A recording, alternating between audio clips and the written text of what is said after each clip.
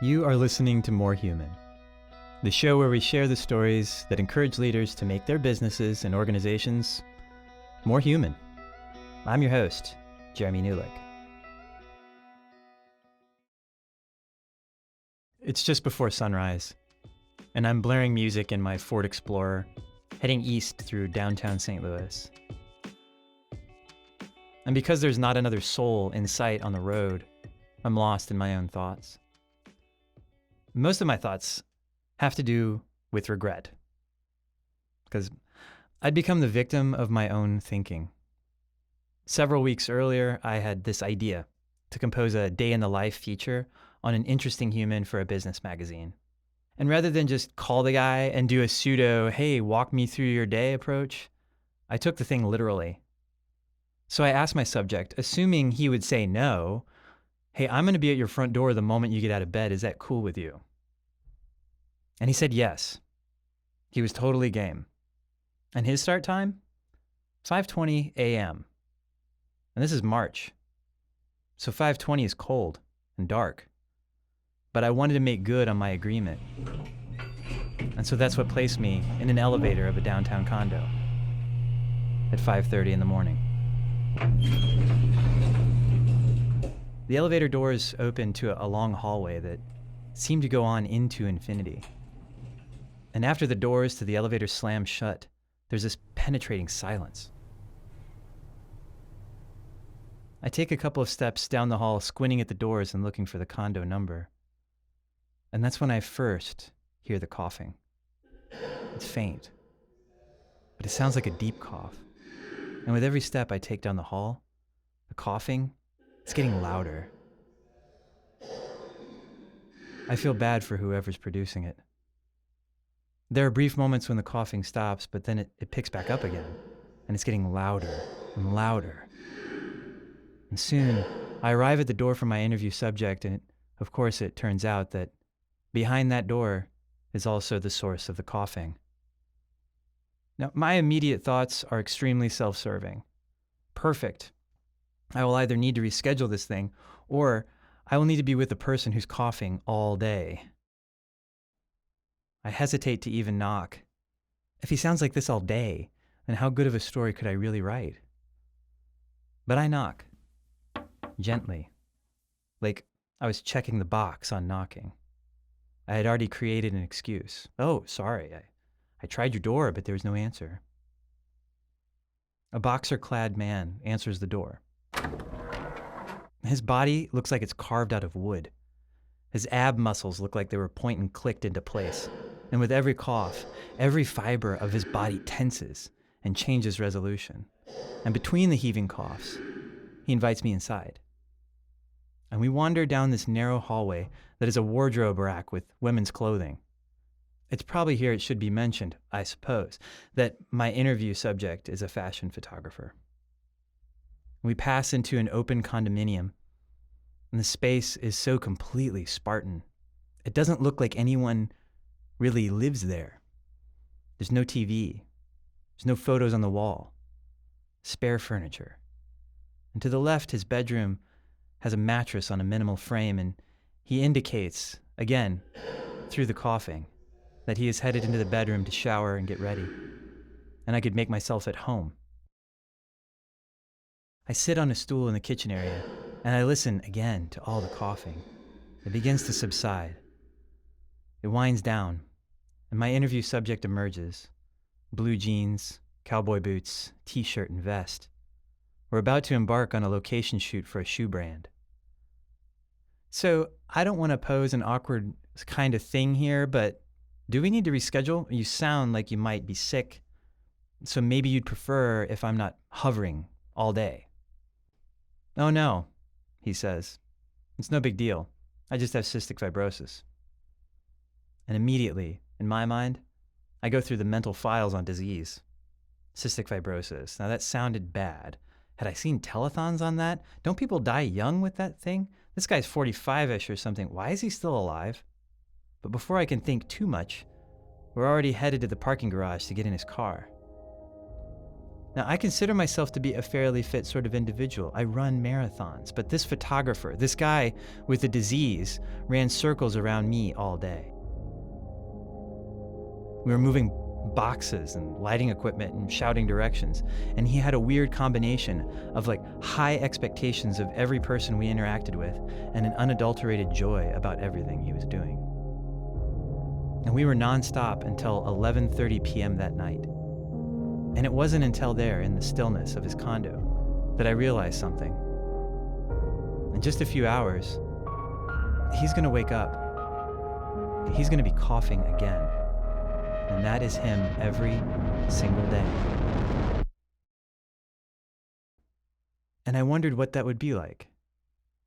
What if every day you wake up and you're confronted with the reality that this day could be your last one?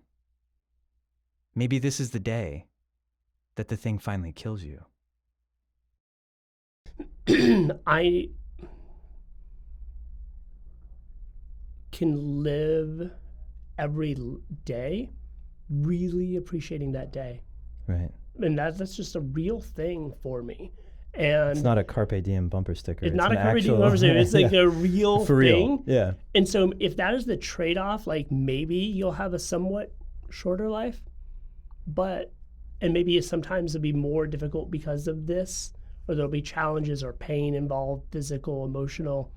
What you will get from it is a greater, deeper appreciation. But then I also think like things like empathy, just simply like, you know, I could see a version of myself being a real cocky mother.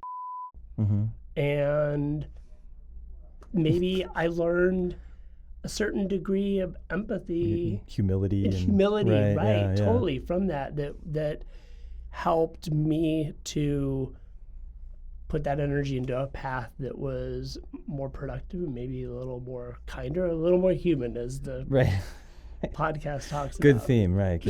Or at least to aspire to that more. Today on More Human, we're bringing you the story of the man behind the voice you just heard, Attilio D'Agostino. Photographer, co-founder of Alive magazine, founder of St. Louis Fashion Week, a bunch of stuff, serial entrepreneur, all-around compelling figure. Attilio represents an odd kind of human experiment. He's an example of a life lived with the full knowledge of his mortality. And not in that Sylvia Plath kind of way, but in a very real way. What would your life be like, and what could be possible for you and the humans in your organization should you embrace this deep level of acceptance and consciousness of your mortality? Now that can seem like a dark topic, but Attilio's real human example makes certain it's not the case. And before we get into the particulars of his life, back to what makes that mortality very real for him, that cystic fibrosis thing, just to gain some appreciation for what his day-to-day has been like since his childhood, Attilio explained to us that cystic fibrosis is a disease that in large part impacts lung capacity. So even in our studio, at the time of our recording, he was breathing at about 32% of the oxygen that someone his age and weight ought to be able to access. Now, what does that mean for his life? Well, he won't be joining me for any of those marathon trainings, but he's not afraid to live right up to the limits imposed by his condition. You know, there's real physical limitations. Like, I can't go out for a run tonight. But that doesn't mean that I slow down in any other aspect of my life short of that. I've experienced that firsthand, so I know that's the case. So, you know, it means that if I'm putting together a set and I'm setting up lights or I'm hauling in gear, I'm probably going to be breathing pretty heavily. And I'm probably going to have to stop to cough a few times. And it may be a little hard at moments, but I'm going to do it. And that's just what it means. Is, you know, if I work out, you know, I go to the gym, I do a set of weights, I put those weights down, I'm going to cough. And I'm going to be a little bit out of breath. And then I'm going to lift them up, do another set of weights, and I'm going to cough again. Which makes for great abs. Despite his present-day levity about his condition, Attilio didn't always have this attitude and outlook. As you might imagine, when he was diagnosed as a teenager and told he wouldn't live until he was 20, his reaction resembled that of deep nihilism, the kind that only adolescents can appreciate. So at that time, I said, well, if I'm not going to live 19, I'm not going to spend the rest 4 years of my life inside the walls of this high school. Mm-hmm. I'm going to go take on the world. Mm-hmm. And through doing that, I went off on my own at a pretty young age and had a real wild teenage years, but also in the sense that I didn't have the normal constraints that most teenagers do on their comings and goings and all of that. But at the same time, I had to develop a sense of responsibility really fast because I was taking care of myself and had to pay rent and get food and all those things. You're growing up fast, yes. right? Yeah. So, but I think that there was a wild side to that, yes, so once I passed that 19, 20, it certainly didn't kick in right away. I kind of got this sense of, wow, I'm here. Maybe I better do something to take care of myself. Okay. And not just lead this crazy life going to raves and right. Maybe I should focus on my health more and sticking around. How many times have we all reached crossroads like this? Now, maybe they aren't as dire as the one that Attilio is facing, but you get to a place and you know the right decision to make and the thing that would be good for you to do, and yet you lack the gumption or the wherewithal to actually follow through with it. But what makes Attilio different is that rather than analyze the need to do something, he made a swift decision to change course, and he took action. And that's a theme you're going to see repeated throughout the story.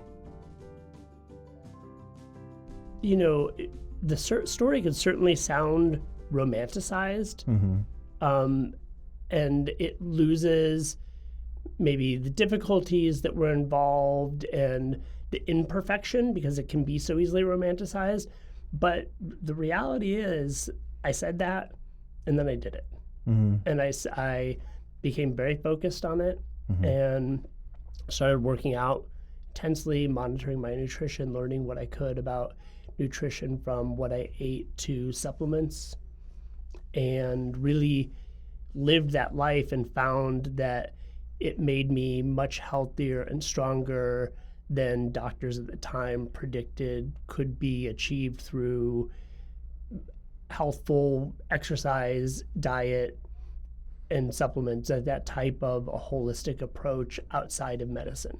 What kind of sort of practices did you put in place for yourself when it comes to, when you say holistic medicine? Sure. What is it you kind of really, it literally started out with, and I haven't thought about this for a little while, but I was not in great shape at the time, and so I started walking my square block.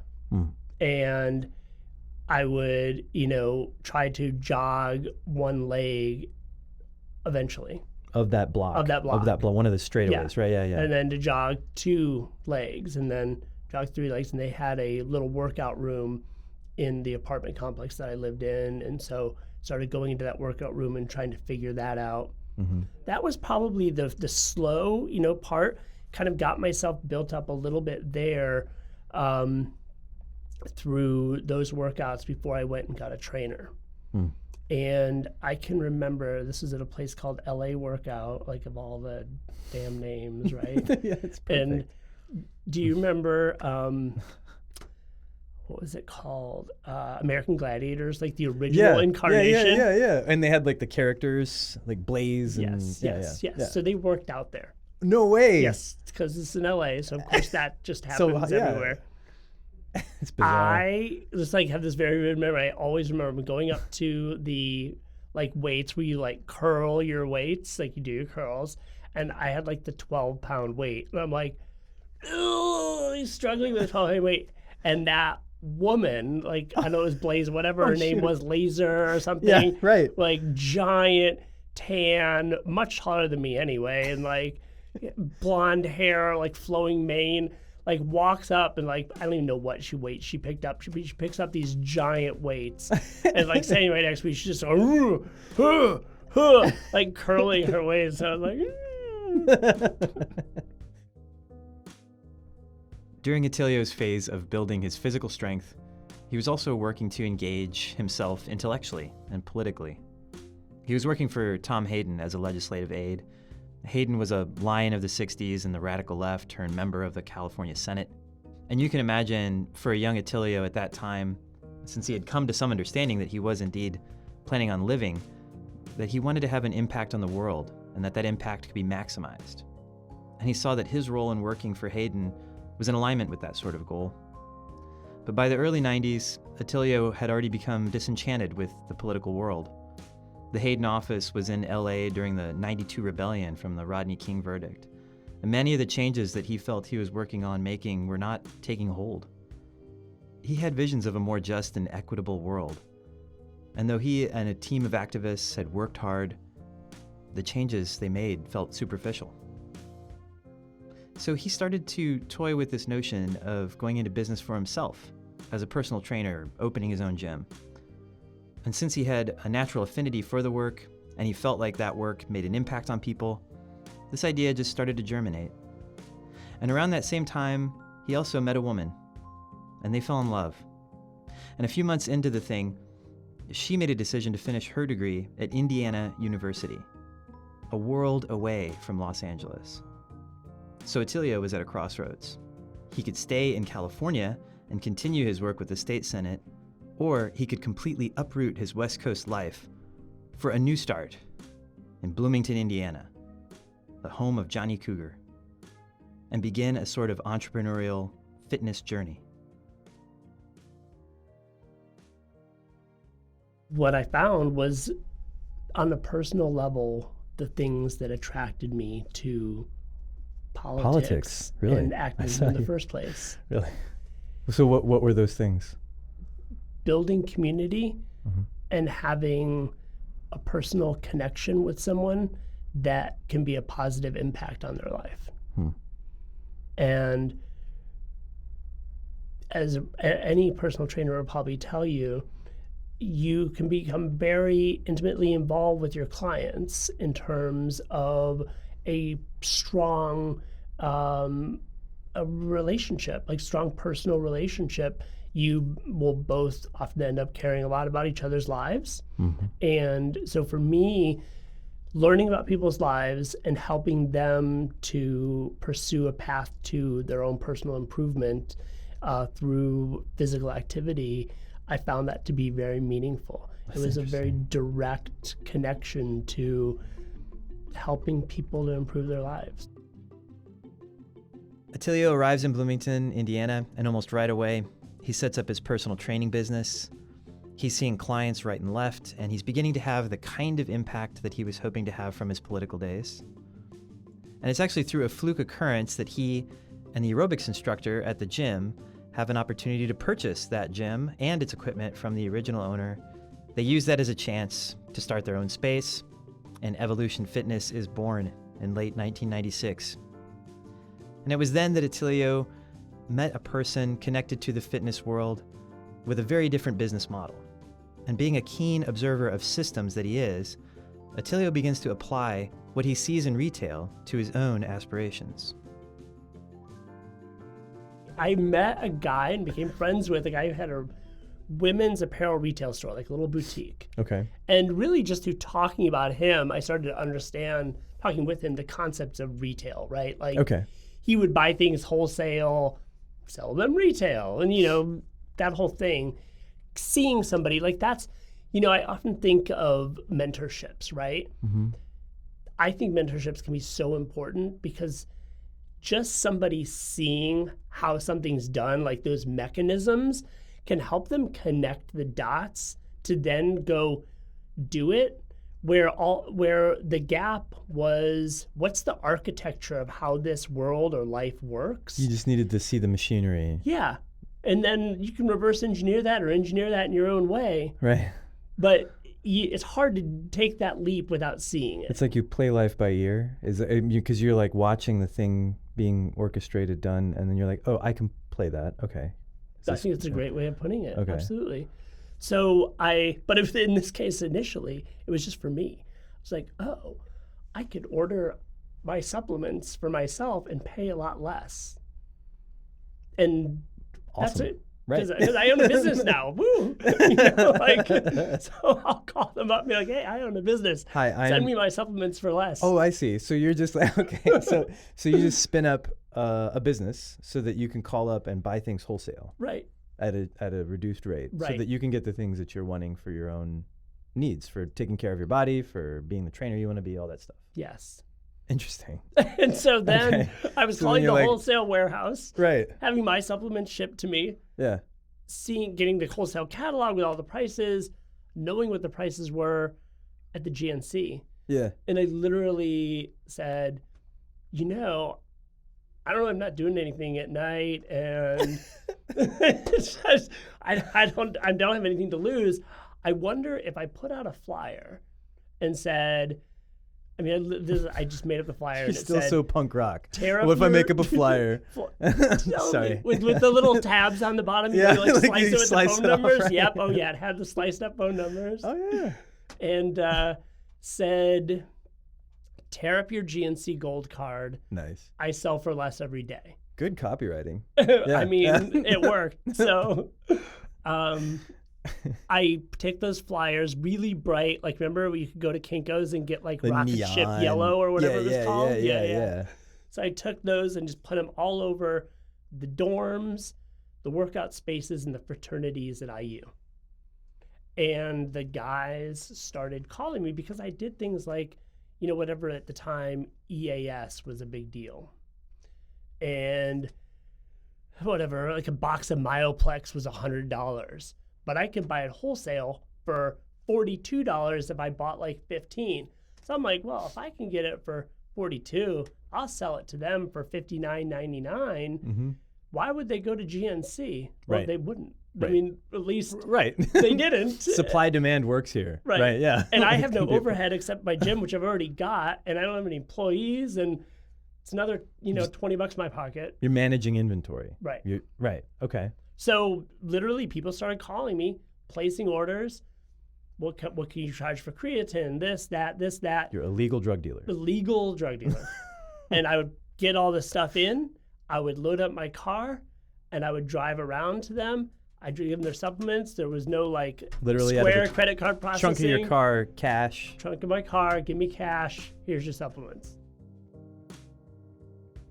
So, since the network of fraternities and people who would take supplements is so small, of course, it's only a period of time before some of those bros who were buying out of the trunk of his car started showing up at the gym. And so Attilio set up a special counter and a closet for managing the inventory. People would come in, I want my supplements. He would walk over there, go into the closet, get him their supplements. Easy enough. Once it's doing well, and I think, I think there's potential here, and I start to analyze it more and say, well, I could, have a retail store. I could actually get a storefront, and I think these numbers work where I'm doing enough volume. If I keep up this volume, I can make a storefront work if it's a no-frills storefront. Okay. But Bloomington's not big enough for that. On the search for the right location for his retail vision, Attilio spends his weekends in his car driving around a whole host of Midwestern cities. Cincinnati, Louisville, Des Moines, Kansas City. And what precisely he's looking for, he doesn't really know. But he does believe that he'll know it when he sees it. St. Louis reminded me of a combination of Chicago and LA. That's fair. And Interesting. From architecture, feel, yeah, personalities, across different. across that board together. It was just something about it. There was a little bit of a Western sense to it. Mm-hmm. And maybe that's the Western Southern. I don't know exactly. That Mark Twain Right. thing going in there. Mark Twain was Hannibal and San Francisco. Mm-hmm. So Makes sense. there's these connections. Okay. And then Chicago and the city of big shoulders and the brick and the sturdy and the 19th century buildings, warehouses, and neighborhoods. Right. And for somebody from LA, in Chicago or anytime I ever experienced that was very romantic to me anyway. Because there's no trees in Los Angeles, and it's just chaparral, and everything is stucco. Right. So bricks and trees and corn is gonna be very romantic. Right. The depth of the colors, the green, yeah, I get you. I related to The Outsiders. So I thought I was like in an S.E. Hutton novel when I moved to the Midwest. Stay gold. Right. Right. Gotcha. So, there was just kind of like that thing attracted me, but it specifically St. Louis did it for me. Okay. And when I found, because again, you couldn't Google at the time, right? So how do you find a business to rent? How do you find a space to rent for your business? Back then, I can't even really remember what the options were. You like rolled around, or you like looked at some, I guess, commercial property papers. They probably had some rags for that. Maybe not. I don't know. I went to a real estate office. Yeah, sure. And the guy like drove me around, and he's talking about traffic on the street every day and the number of people that live in a 1, 5, and 20 mile radius. And I'm you're like, nodding along like you know what he's talking about. Yeah. Yeah. But I did, I was not a total bumpkin. Like, Right. I did have some ideas that I look back on now, and I'm like, well, that's pretty smart. Right. Like, I was like down Manchester Road, and I said, here's a GNC, here's a Bally's, here's a Gold's Gym, Obviously. here's another GNC. There's a market for this, right? Yeah. Yeah. Like, this might be a really This might be good a spot. Yeah. And so that was the spot that I took. So with his shop's location established, Attilio just needed to find a steady stream of muscle-building clientele to flock to him. And because he was new to the market, and the market of St. Louis is bigger than Indiana University's campus, he had to find a way to expand his reach that he could still afford. So he started calling around to local radio stations. I don't know why I thought I should do this or what the fuck I was thinking, but I thought that I should voice the ads because that would be that personal connection. Sure. But that I should imitate Arnold Schwarzenegger Wait. as the tagline. No, I really did. That's getting a lot of laughs around the studio. So Tell now- the GNC Gold card we sell for less every day. that's pretty great. This simple, gimmicky marketing strategy, it totally worked. His passion for supplements fueled an expansion that most entrepreneurs would be jealous of. And in just a few years, Attilio's supplements expanded to over 13 locations throughout the St. Louis region.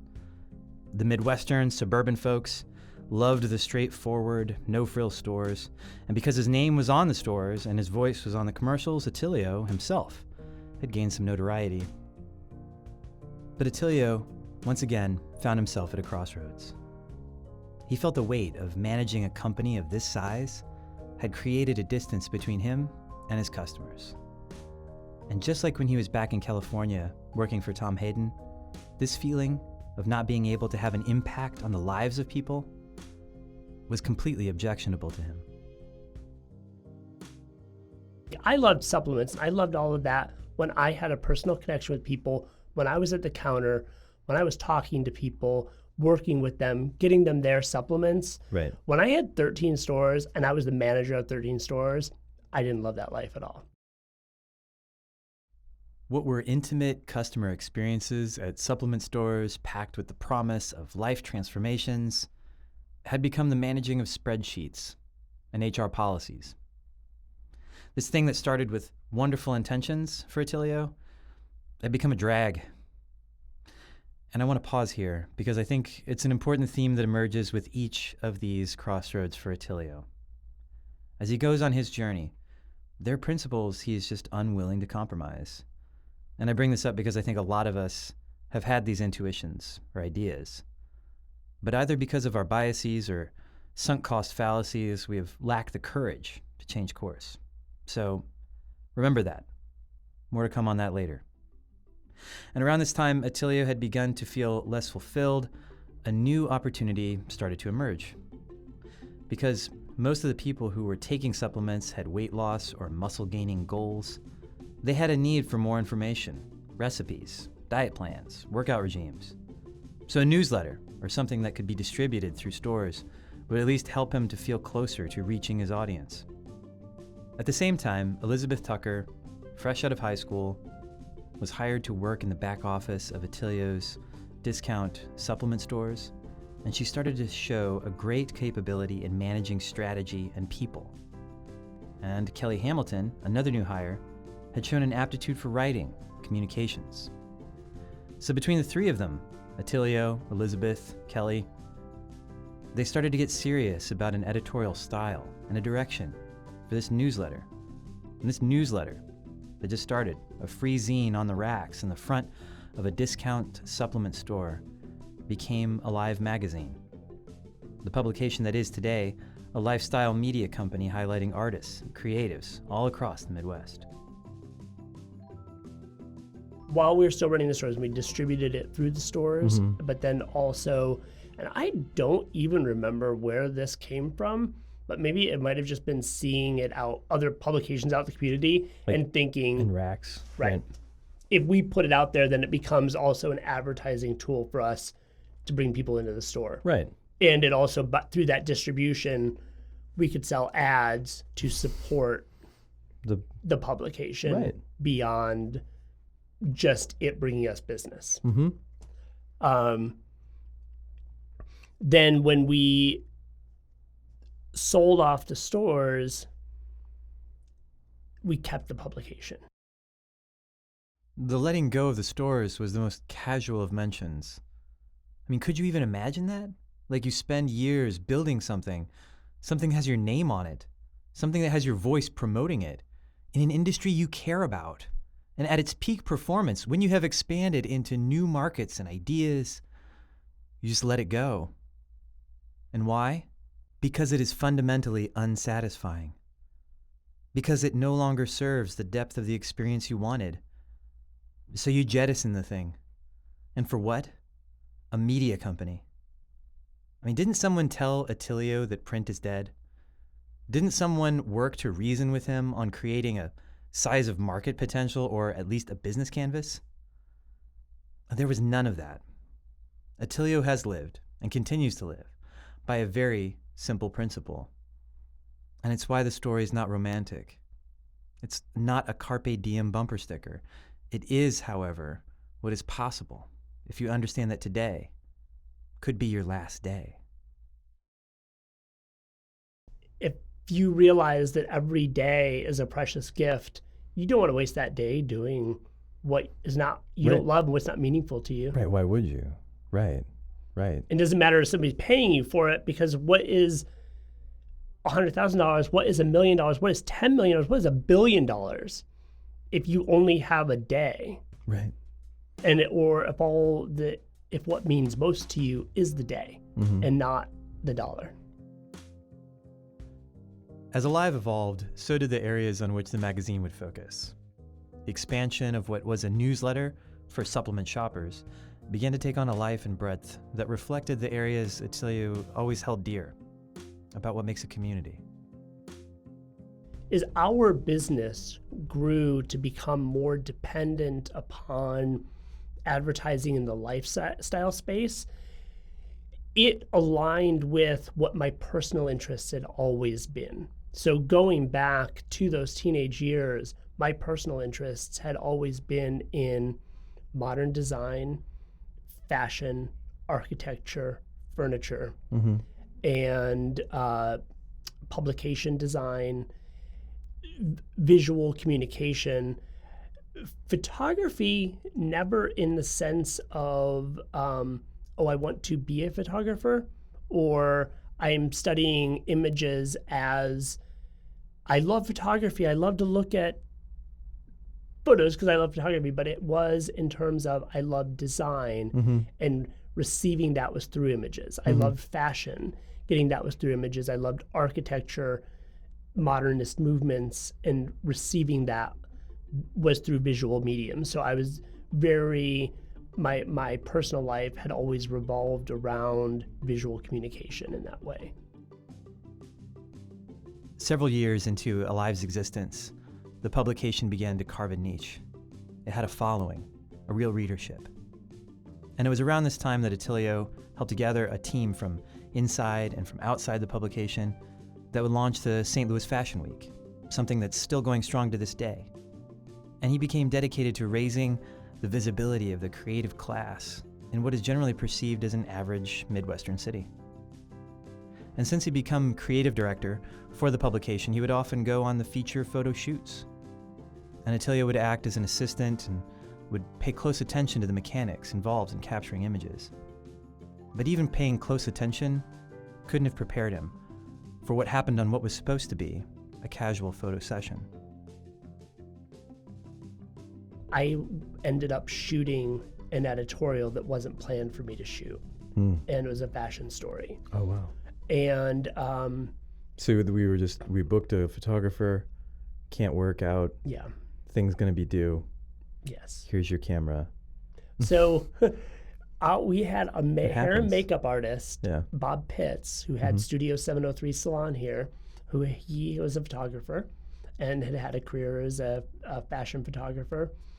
And he would always bring his cameras to the sets and take behind the scene pictures, just play around because he loved taking pictures. So I said, Bob, can you give me your camera and show me how to make everything lighter and darker? And he gave me a down and dirty tutorial in the knobs and dials. And I knew I already had the story built. Right. Working with our stylist and fashion editor, Jill Manoff, we'd already chosen all the outfits. We knew what our story was.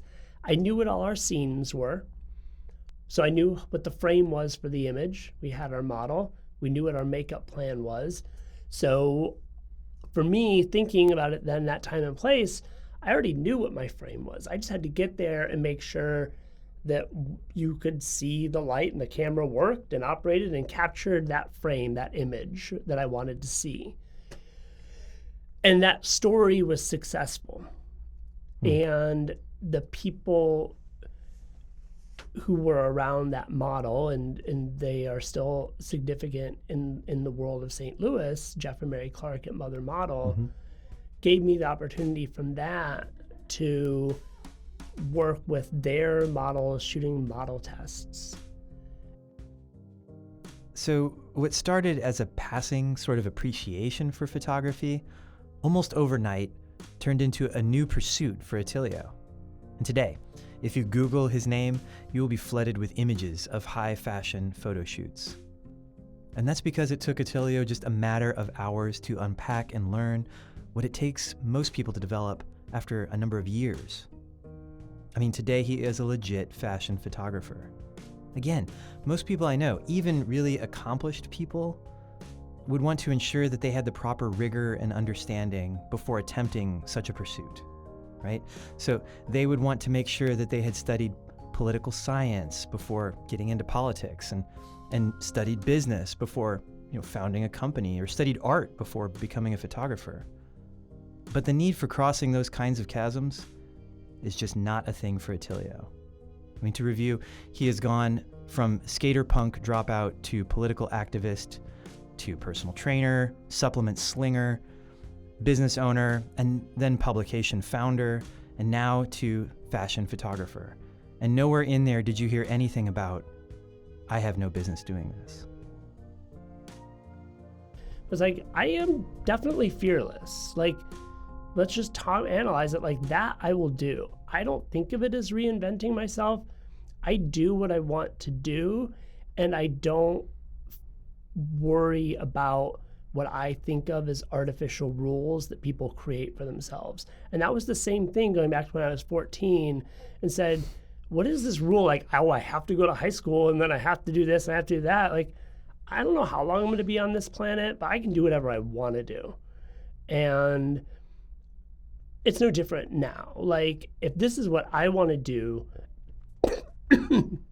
excuse me, and I want to pursue that, and I have the passion to do it, and the kind of like the ability to a certain extent, or the willingness to learn, then because somebody else's rule saying you can't be a photographer because you didn't go to art school and because you sold supplements, like those rules, I don't know what that means. You know what I mean? Right. Like, I do not know what that means. There is a you to Right. your kind of, Okay.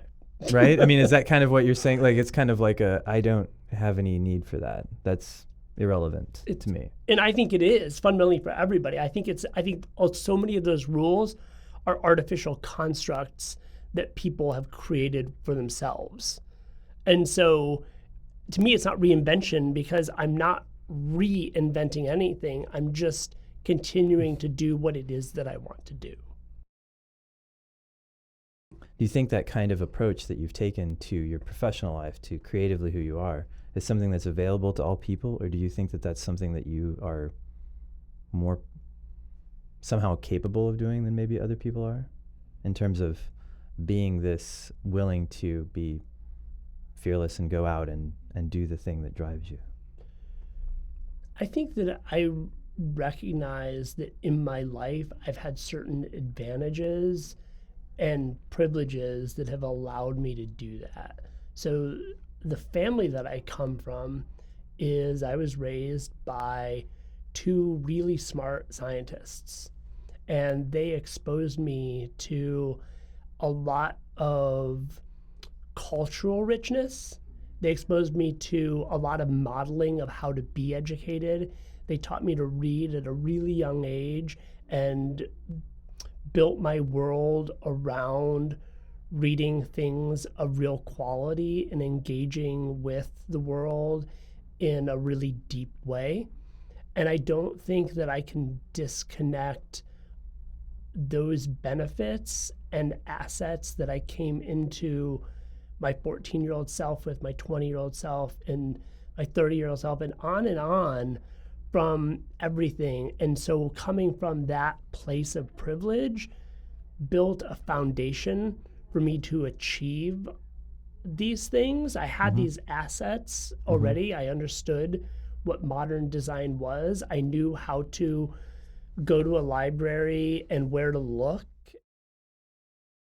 What can we do as a society to make sure that everybody in our community has those same advantages? Because what that also fundamentally means is it's an accident of birth. Right. I get what you mean. And so I shouldn't be able to benefit just because I was accidentally born into these assets, or somebody else is able to benefit because they're born into maybe a financial asset or whatever it is, whether it's an intellectual asset or a financial asset.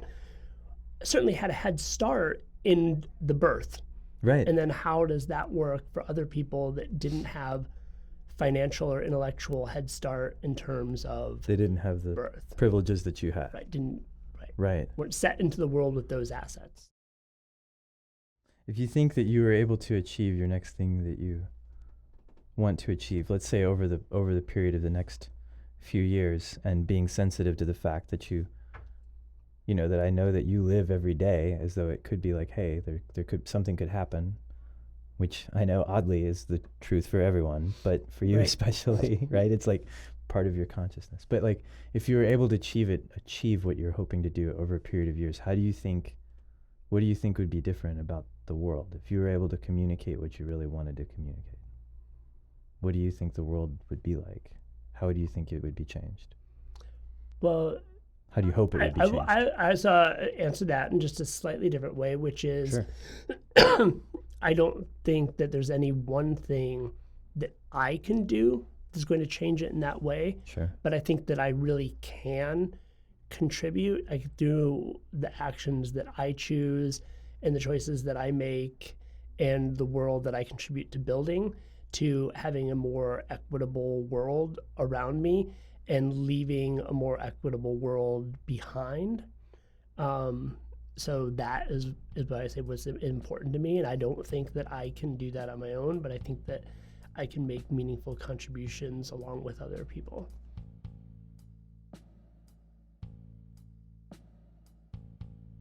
If he's lucky, tomorrow morning, Attilio will wake, and he's going to cough. The stark reminder of a disease that could take his life won't be felt through some abstraction. It will be felt with pain. The pain will start in his lungs, and eventually it'll feel like battery acid burning through his back and ab muscles. And maybe, tomorrow morning, the whole panoply of human responses will cycle through his mind. Perhaps he will drift into the nihilism of his youth. And could you blame him? Who among us would not find existence pointless if it means so much pain? Maybe he will relive the images of the uprising in Los Angeles after the Rodney King verdict. And he will think of the heartbreak at not being able to do more to prevent such violence. And maybe this will trigger some regret in not sticking with politics. Maybe, as he fights for air in his daily morning ritual, he will think of the company he could have built, or the money he could have made if he hadn't sold off the supplement business. And somewhere, in the recesses of his mind, the voices of the people who told him what he could have done and how foolish he was. Maybe, just for a moment, maybe, he thinks they're right. Actually, never mind all that. There's no way that's on his mind. I know this because he cannot waste a moment on regret or self-loathing. And on this, there is no maybe. I do not have to speculate. Attilio will undoubtedly be thinking of what he must do. He will be thinking of the part he must play in the hours that remain in creating a more equitable world. Tomorrow morning, when he's finally able to catch his breath, he will be filled with a sense of conviction that only the dying can be. That much I know for sure. What I don't know is what you will be like tomorrow morning. When you are awakened with the glowing phone in the dark, what will you do now that you've heard this story? What will you do? Will you embrace the odd paradox of this human existence, knowing that you too are among the dying, and that there's only today, and at the same time, that our conviction only matters if we're able to have hope of futures that don't yet exist? What will tomorrow morning be for you? And what will you make of the hours alongside your fellow dying earthly travelers?